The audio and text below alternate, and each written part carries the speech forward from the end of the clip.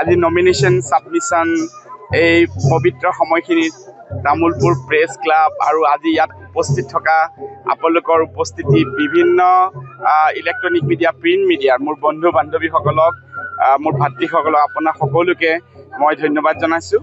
আপোনালোকে আমাক সম্প্ৰচাৰ কৰিবলৈ অহাৰ কাৰণে ভাৰতীয় জাতীয় কংগ্ৰেছৰ সভাপতি গৌৰৱ গগৈ ডাঙৰীয়াৰ নিৰ্দেশক্ৰমে আমাৰ বিভিন্ন এটা পৰ্যায়েৰে আজি গৈবাৰী এই সমষ্টিত আমাৰ ৰুমি সিনহা মুছাহাৰী বাইদেউক ভাৰতীয় জাতীয় কংগ্ৰেছৰ প্ৰাৰ্থিত্ব প্ৰদান কৰা হয় আৰু আজি আমি নমিনেশ্যন ফাইল কৰিয়ে এই ওলাই আহি 1 মিনিট আপোনাৰ সন্মুখত থিয় হৈছোঁ আৰু আমি এটা বিপুল ভোটত জয়লাভ কৰাৰ সম্পূৰ্ণ আমি আশাবাদী আৰু আপোনালোকে নিশ্চয় লক্ষ্য কৰিছে যে আমি ভাৰতীয় জাতীয় কংগ্ৰেছ অফিচৰ পৰা মাৰ্চ কৰি ইয়ালৈকে ওলাই আহিছোঁ আৰু এক বিশাল জনসাধাৰণ আমাৰ লগত ৰুমি বাইদেউৰ লগত আমাৰ লগত আহি ইয়াত উপস্থিত হৈছে।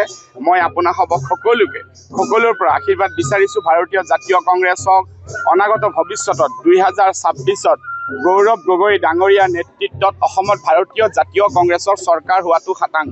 জনসাধাৰণে আজি গৌৰৱ গগৈ ডাঙৰীয়াৰ নেতৃত্ব বিচাৰিছে আৰু বিটিআৰত আমি আশা কৰোঁ ভাৰতীয় জাতীয় কংগ্ৰেছে একক সংখ্যাগৰিষ্ঠভাৱে এই নিৰ্বাচনত যাতে আমি জয়লাভ কৰিব পাৰোঁ। এটা শক্তিশালী বিটিআৰ ভাইসকলৰ আমাৰ জনসাধাৰণৰ মনে বিচৰা বিটিআৰ আমি যাতে গঢ়ি তুলিব পাৰোঁ আৰু আপোনালোক সকলোৱে যাতে আমাক আজি আমাৰ ইয়াত আমাৰ ইনচাৰ্জ জেনেৰেল ছেক্ৰেটাৰী আমাৰ ছেক্ৰেটাৰীদ্বয় আমাৰ গোটেই ডিষ্ট্ৰিক্ট প্ৰেছিডেণ্ট আমাৰ গোটেই লিডাৰশ্বিপ আমাৰ আজি একেলগে আমাৰ সন্মুখতে সকলো উপস্থিত আছে। আমি সকলোৰে হৈ আপোনালোকৰ পৰা আশীৰ্বাদ বিচাৰিছোঁ যাতে ৰুমি সিনহা বাইদেউ এজনী মহিলা প্ৰাৰ্থী আৰু জনসাধাৰণৰ লগত থাকে আৰু যাতে শক্তিশালীভাৱে এই সমষ্টিটোক গৈবাৰীক প্ৰতিনিধিত্ব কৰিব পাৰে। ধন্যবাদ। আপোনালোকে লক্ষ্য কৰিছে ইয়াতে 3টা পাৰ্টিৰে আজি নমিনেশ্যনত আপোনালোকে লক্ষ্য কৰিছে UPPL, BPF, ভাৰতীয় জাতীয় কংগ্ৰেছ। এতিয়ালৈকে আৰু পাৰ্টিবিলাক আমি লক্ষ্য কৰা নাই, আমি ৰাস্তাতে দেখা পাইছোঁ, কিন্তু ভাৰতীয় জাতীয় কংগ্ৰেছে সাংঘাতিকভাৱে যুদ্ধ কৰিব আৰু জয়লাভ কৰিব আৰু আমাৰ তেওঁলোকে যদিও একফালে মিলি থকা বুলি কয় একফালে কাজিয়া কৰে, কিন্তু তেওঁলোকতো দুখন হাতৰ এটাই পিঠি, দুইটাই বিজেপিৰ পাৰ্টি, তেওঁলোক দুইটাই বিজেপিৰ পাৰ্টি। UPPL একফালে, BPF একফালে, ভাৰতীয় জাতীয় কংগ্ৰেছ এককভাৱে খেলিছে আৰু ভাৰতীয় জাতীয় কংগ্ৰেছে প্ৰমোদ বড়ো ডাঙৰীয়াক এইবাৰ দেখাই দিব ভাৰতীয় জাতীয় কংগ্ৰেছ শক্তি কি, তাৰ কাৰণে সাজু থাকক। বিজেপিয়ে কৈছে যে আপোনালোকে নতুনকৈ ইয়াত আহিছে, এইটো তেওঁলোকেতো কৈয়ে থাকে, তেওঁলোকেতো সদায় তেওঁলোকে প্ৰথমে এওঁলোকৰ লগত মাৰ্চ কৰিছিল, প্ৰথমে BPF বনাই BPFক ছাইড কৰিলে, UPPL বনালে, এইবাৰ বিজেপিয়ে কেণ্ডিডেট দিলে। তেওঁলোকে য'ত থাকে তাতেতো পাৰ্টিটো নিজে গাইব হৈ যায় আৰু ভাৰতীয় জাতীয় কংগ্ৰেছৰ এইটো কেৰেক্টাৰ নাই, আপোনালোকে ভালদৰে জানে।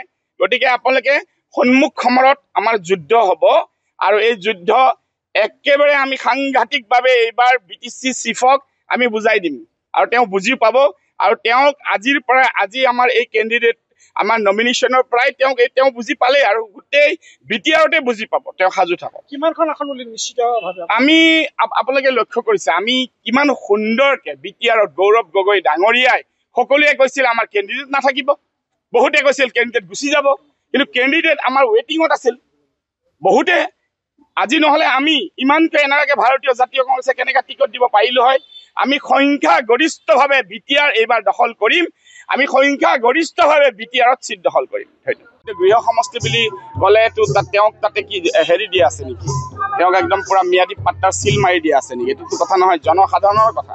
জনসাধাৰণে যাক বিচাৰিব, জনসাধাৰণে যি নেতৃত্ব বিচাৰিব সিয়ে জয়লাভ কৰিব আৰু আজি জনসাধাৰণৰ মাজত ভাৰতীয় জাতীয় কংগ্ৰেছে শক্তিশালী ৰূপত এক প্ৰতিষ্ঠা লাভ কৰিছে আৰু আপোনালোকে নিশ্চয় আমাক এই ক্ষেত্ৰত আগুৱাই লৈ যোৱাত নিশ্চয় আমাক আপোনালোকে সহায় কৰিব।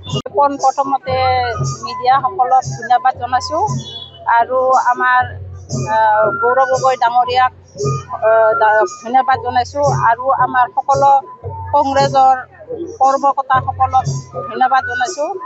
আজি মোক ভাৰতীয় জনতা পাৰ্টি হিচাপে দি মোক জাতীয় কংগ্ৰেছ পাৰ্টি হিচাপে দি মোক মহিলা কেণ্ডিডেট হিচাপে দি ঘোষণা কৰিছে।